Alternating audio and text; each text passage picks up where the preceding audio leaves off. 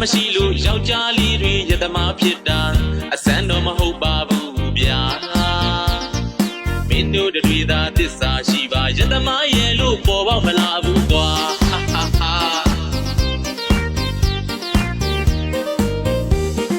မိန်းကလေးတွေသစ္စာမရှိလို့ယောက်ျားလေးတွေရတမဖြစ်တာ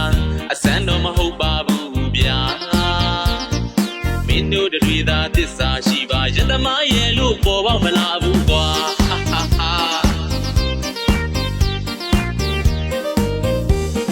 မျက်စိမိကယုံခဲ့မိတာမင်းတို့ရွှေတဲ့ကွက်တွေထဲမှာ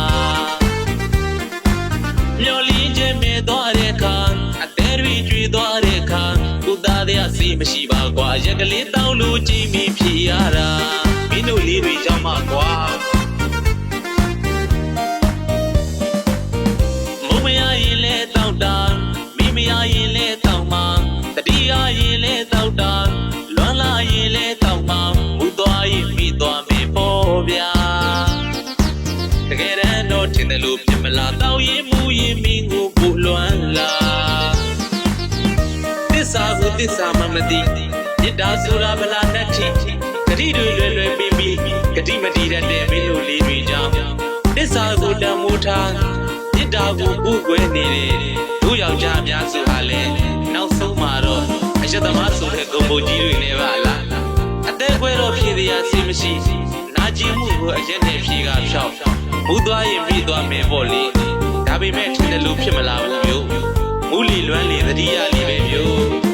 မိန်းကလေးတွေသစ္စာမရှိလို့ယောက်ျားလေးတွေရတမဖြစ်တာအစမ်းတော့မဟုတ်ပါဘူးဗျာမင်းတို့တွေသာသစ္စာရှိပါရတမရဲ့လို့ပေါ်ပေါက်မလာဘူးကွာ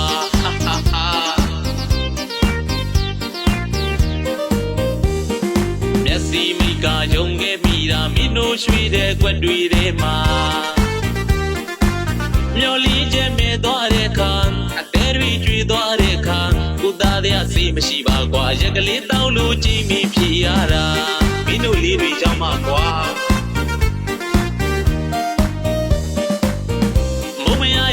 တောက်တာ